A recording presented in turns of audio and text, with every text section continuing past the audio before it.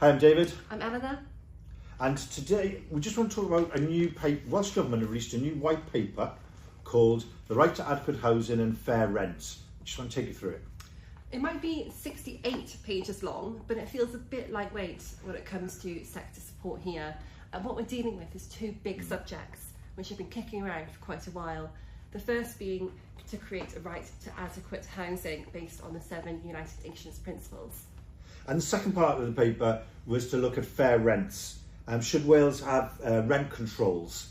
There's a number of models out there around the world, and with different success, admittedly. And so what's important to note, though, with this paper is that this wasn't originally part of Welsh Government's plans for their term of government. It was added later as part of a deal with Plaid Cymru a few years ago. And that's what I think part of the issue we're going to talk about is how committed were they to it? How did Welsh Government really want to see this one through, and with some really bold ambitions? And we asked tenants about this last year, and they backed this concept, and it created this white paper. So the development is nearly 2 years in the making. It includes a green paper, which TPAS Cymru consulted on last year and provided the tenant voice on.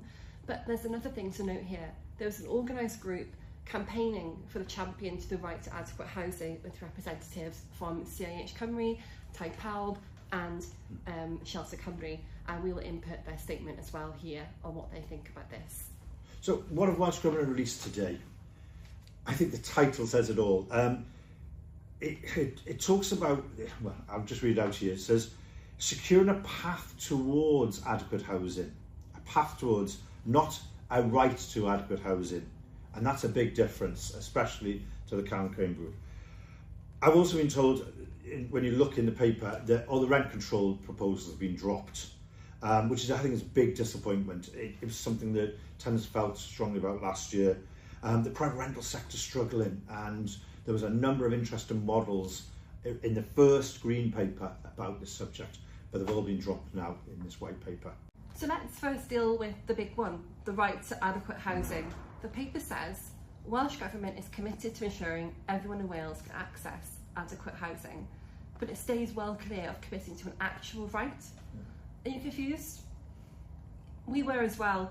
Honestly, this section is full of terms, definitions and challenges for anyone to understand, with words like minimum core obligation, non-retrogression, progressive, realisation. These are not tenant or community friendly terms. Yeah. Quite a few councils actually argue they could not meet the right to adequate housing as they don't have enough homes to offer. And the white paper also offers the usual term, landlord organisations or landlords will pull out of the private rental sector and minimise supply, which is those response that we see normally to these kind of challenges when proposed in policy.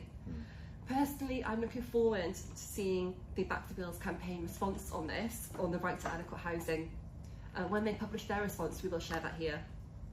So the other part, as I mentioned at the beginning, was rent control. The original green paper had a number of interesting models around rent controls, linking it to energy efficiency, all sorts of stuff. And we tested those last year with tenants, and there was strong favour. Different ones had different success, but there was strong favour having that conversation about rent controls. As I say, all these rent models have been dropped in the white paper now.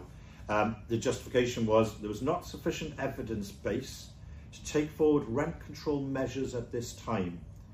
It also, in the paper, it talks about that they looked at Scotland's and decided it didn't work there. I'm disappointed at that. In reality, and let's be honest about these things, the landlord organisations were lobbying Welsh Government hard against rent controls. And I think there were even threats of legal action and things like that. And I think that has also played a factor. Did policymakers have the stomach for this, to look at rent controls and to take that on?